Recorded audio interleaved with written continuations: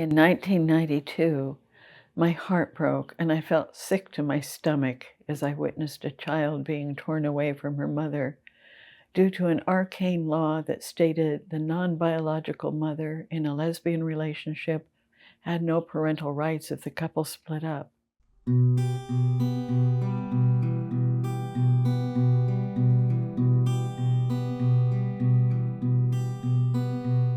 It was a sad, horrible time. There were many court appearances, there was struggle and strife, and to this day, I don't know if the mother ever did get to see her child again. So my partner and I had been in a relationship for about 5 years and decided that we wanted to have a child and went to a sperm bank.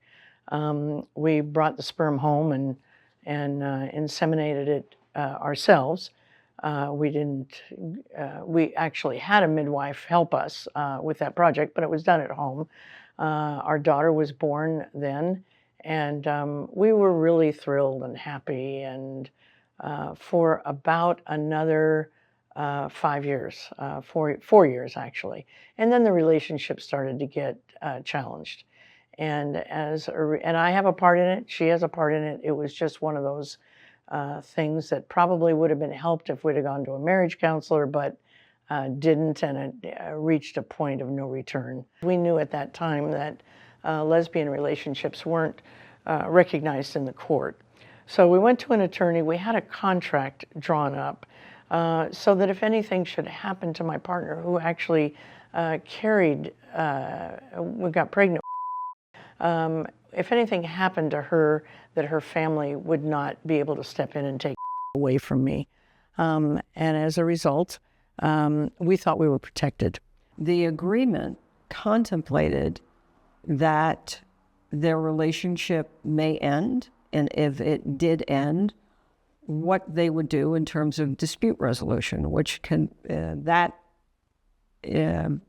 involved both mediation, and if mediation was not successful, arbitration. They both wrote in that agreement that their intention was each of them would maintain a relationship with the child. The beginning of the agreement said that only the biological birth mother was a parent. But in the very next sentence, it went on to say they both intended to parent their child when the child was born. And this is critical in terms of what happened later in the litigation. So their daughter was born, and they raised her together as parents, held her out to be their child, were a family unit, and in every way represented to the public that this was their family, this was their daughter, and they were both parents. So flash forward, their relationship ends, and for a year after the relationship ended, they continued the relationship where both of the parents had access to their daughter. But then after a while, that broke down, and the biological mother said to the non-biological mother, "You can no longer see our daughter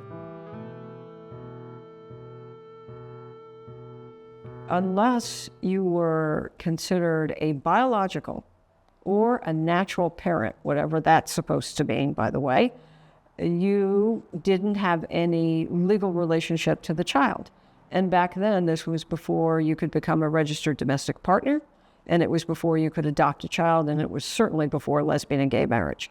So that's one of the primary reasons that these two women entered into this contract, is because they knew there was nothing under the law that gave my client the right to continue her relationship with her daughter if they didn't put something in writing, and if they went to court later, that it would be a significant uphill battle, hence the written agreement. So when that's violated, and then we get to court, and in the civil case, the judge ruled that my client did not have standing because she had no legal relationship to this child. And in the uniform parentage case, the same result. Although the judge in that case was a little more warm and fuzzy in terms of his ruling, he said, I have to follow the law, and the law says your client doesn't have a relationship to this child. We started the process of trying to have me named as a co-parent. There was no legal precedence for that. And so we did not prevail in the lower court. We tried, and that was a miserable experience, by the way. We tried to take it to the California Supreme Court. They denied to hear the case, so siding with the lower courts. And I never saw her again. That was the last time I ever saw her. I know my parents have often called Kathy, your friend who is helping you raise your child. So if we did not have the legal adoption for Kathy to be a legal parent for our two kids, then we knew that there would potentially be some kinds of problems. There's absolutely been a change in acceptance of LGBTQ families.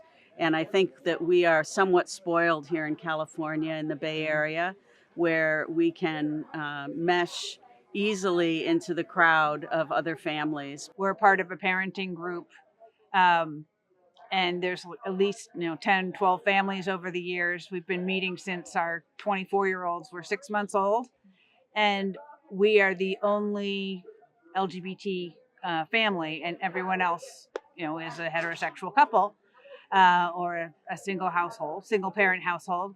But they have commented that they appreciate their kids getting to grow up around same-sex, LGBT families. My friend group I had grown up with, so they kind of knew, and it was as normal to them as it was to me. And I didn't think anything of it.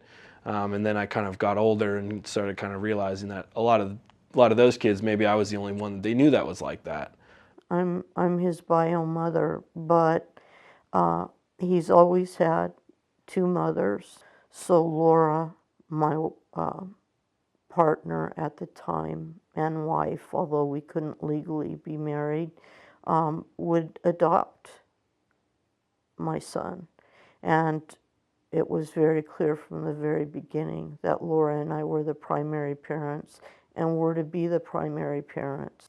Our understanding of what makes a family has grown from the traditional nuclear family to include extended, mixed race, and same-sex families.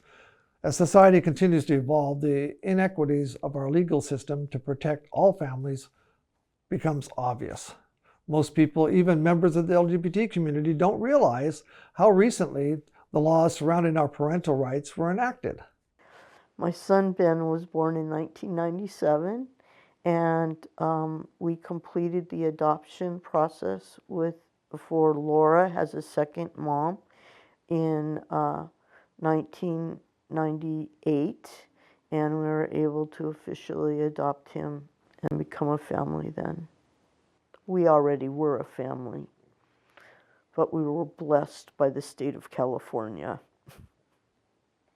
Luckily, we live in California, and we're pretty protected here, but, we might not always be if we're in another state or if we're in another country, or depending on, who's leading the country. Those things can always be challenged with us until we adopt our children. We always worry about how we'll be treated. We have to think about where we live, if our kids are going to be treated differently in school, even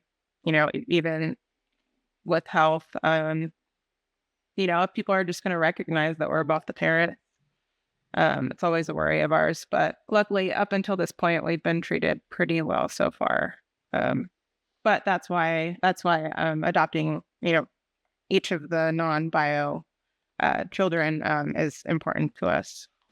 When babies are born and the father gets put on the birth certificate, they don't usually have to defend that, later on in life. Everyone just expected. Well, it's assumed that they are the bio parent, and most people don't question it. But, with us, even though we're married, even though both of us are on the birth certificates, obviously we can't both be the bio parent. And so that's why it's important to us.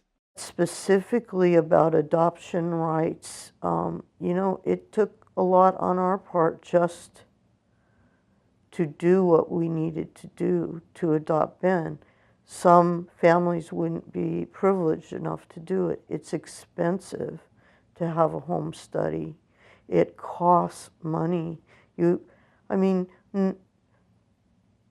Heterosexual families don't have to pay $3,000 or $5,000 for the right to be parents.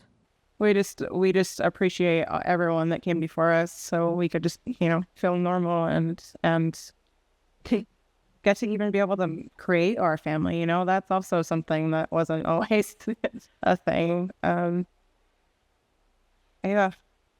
I just get to have the beautiful family that I've always dreamed of having. So I went first because I am older than Katie. I got pregnant with twins. Was not expected, obviously. So that was the biggest shock of our life. Because of COVID, I wasn't able to be there in the doctor's office. So I didn't get that shock with her. She got to experience that all by herself. I know it's all recorded and everything.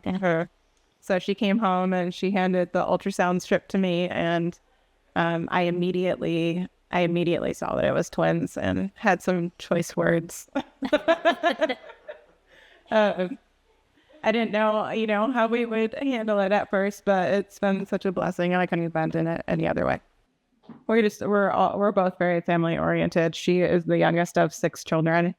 I have 2 other siblings, but we just knew we wanted to be parents. We always said we thought we would have 4 children, but here we are with three, and I think that's enough. We had a very hard time with each other, but between us, there was absolutely never a question that we were both Ben's parents and that he had a father, but that Laura and I shared all parental rights, and that he would spend time with both of us. And his custody wasn't contentious. Ben, at that point, his sense of identity had already been formed. We were all very much, he was a Kelly Blum. And you can't take half of that equation away. And even now, we're not secure. The laws have changed, but look at the political climate. People are losing rights that were given to them in the last few years. Hard-fought rights are being taken away. Hope is too strong a word, but I would never say I gave up. You know the difference?